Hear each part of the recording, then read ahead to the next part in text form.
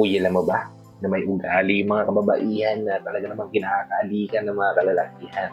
So, malaman kung ano yung mga yan. Malay mo, may ganyan kang ugali at kailangan mo lang i-enhance para mas lalo kanyang mapansin, mas lalo kanyang magustuhan, mas lalo kanyang pupusan at i-priority. Interesado kang malaman kung ano yung mga yan? Para pag-usapan natin yan. Let's keep on watching.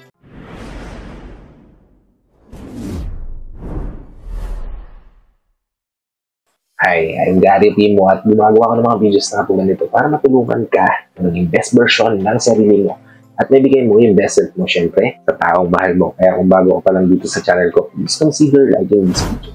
Hit the subscribe button and the notification bell para lagi kang updated sa mga videos na katulad nito. Kaya upload pa natin sa inaharap. Kung malaman kung ano yung mga bagay na kinakalitan ng mga boys sa mga kababaihan, yun yung pagpaparamdam mo sa kanya na na-enjoy mo yung moment nakasama siya. Kaya ito yung pinakaunang-una. Kasi kapag ka napaparamdam mo sa isang lalaki na na-appreciate mo siya, na mga bagay na nangyayari sa inyo at the present moment, eh talagang na-enjoy mo. Yan yung mga bagay na tumatatak sa isipan na ito palang babaeng ito, eh talaga namang kakaiba siya. Kasi na-appreciate niya ako.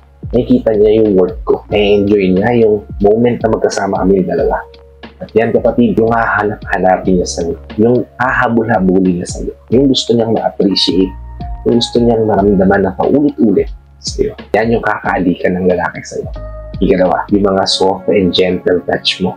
Siyempre, napakasarap sa pakiramdam ng mga kalalakihan, yung mga ganyang mga bagay kapatid. Ako mismo on my experience, gusto ko yung mas ako ng misis ko sa ulo. Yung talaga nare-relax kasi ako at talagang na-feel ko na may taong nagmamahal sa akin. Malamang ganun din ang hinahanap ng lalaki sa relasyon yung dalawa. Kaya naman kung may paparamdam mo to sa kanya, malaking bagay ito. Malaking reason to para mas maalala ka niya, mas hanapin ka niya, mas kaalikan ka niya. Okay, proceed tayo sa ikatlo, which is, alagaan mo siya, pero alagaan mo rin yung sarili mo. Siyempre, mapapansin ng mga lalaki yan. Kung naalagaan mo yung sarili mo, nabibigyan mo ng atensyon yung sarili mo, inamahal mo ba yung sarili mo? Kasi lalo ang gumaganda sa mga mata niya kapag ginagawa mo yan sa sarili. Kaya naman, huwag mo hahayaan na makalimutan mo yung sarili mo para maibigay yung atensyon mo sa iba. Kasi yung pagbibigay mo ng atensyon mo, yes, importante sa amin yan. Pero importante rin sa amin na naaalagaan mo at minamahal mo yung sarili mo. Para kung better version ka ng sarili mo, better version ka rin sa mata ng taong gusto mo. Okay, kasi tayo sa ika-4. Cheese, sabihin mo kung ano yung mga dapat mong sabihin. Buksan mo yung tenga mo kapag dapat ka nang makinig. Yan yung mga bagay na gustong-gusto ng mga kalalaki at talaga namang kakaalikan niya kapag pinaparamdam mo sa kanya at pinaparanas. Kasi di ba, halos lahat sa mundo ngayon walang nahihinig, walang handang magbukas, di ba? Walang handang umupo at makipag-conversate sa isa't isa para mas magkaroon ng pagkakaintindihan. Now, kung isa ka sa mga tao na willing gawin yan para sa relasyon mo, para mas mapapatal yung relasyon mo, para mas kaalikan ka niya, then garantisado kapatid, gusto niya yan, hahanapin yan at kakaalikan. Yeah. Okay, proceed tayo sa kalima, which is, suportahan nyo yung isa't isa. Kapatid, napaka-importante sa isang lalaki na binuboost mo siya, minumotivate mo siya, ini-inspire mo siya. May kasabihan nga na for every great man, there's a woman on his back, di ba? Ibig sabihin, posibleng ikaw yun, na yung partner mo is magiging great person kung nandyan ka sa tabi niya. Minomotivate siya, ini-inspire siya, binibigyan siya ng reason to push his limit and grow as an individual. While doing that, kapatid, ikaw rin mismo nag-grow sa relasyon. And that, kapatid, ang isa sa mga bagay na nakakaalikan ng mga kalalakihan sa mga babae. Ika-6, which is, maging open ka sa mga bagong bagay.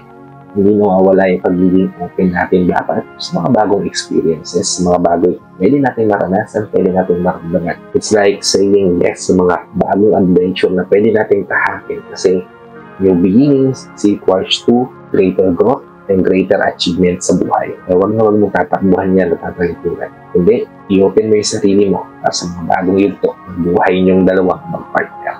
At ang ikapito, make your surrounding nice. Yes, tama po yung narinig nyo. Isa sa mga comfort kasi ng mga kalalakihan yung maayos at malinis na kapaligiran. Well, kung nakilala mo yung partner mo na dugyot siya sa buhay o dugyot siyang tao, pwede mo maguhin yun by making him feel comfortable kasama ka niya, na masanay siya sa surrounding na gusto mo para sa relasyon nyo at gusto mo para sa kanya. Take care of your space and make it beautiful. Siguro, pagandahin mo yung kwarto niya, paramdam mo sa kanya na magiging masaya siya at magiging komportable siya pag magkasama kayong dalawa. Yun, kapatid, yung mga bagay na nakakaalikan sa iyo ng lalaki. Kaya kung ginagawa mo to, alamang yung partner mo sa iyo, baliw na baliw at adik na adik na. Pero, in a good thing, di ba? Magandang bagay yan para sa relasyon nyo at sa buhay na tinatahat nyo dalawa. I hope nakatulong tong video na to sa inyo. And if nakatulong nga naman, please help me share this to your loved ones na posible natin matulungan din ng video na to. Para nakatulong na kayo sa kanila, nakatulong na rin ako sa kanila. Sa lahat ng mga fellow viewers natin at sa mga viewers natin dito sa Pilipinas na walang sawang nanonood, sumusuporta at palagi na tune in sa bawat video na natin po. Maraming salamat po sa pag-iin yung panonood at pag-support. Kung bago ka pa na dito sa channel ko, please consider liking this video. Hit the subscribe button and the notification bell para lagi kang updated sa mga videos na tulad nito. Kaya upload pa natin sa inyong harap. So, ayan dito na lang mga kapatid. Maraming salamat ulit sa panonood. Hope to see you all on my next vlog. Ingat ka din palagi kapatid.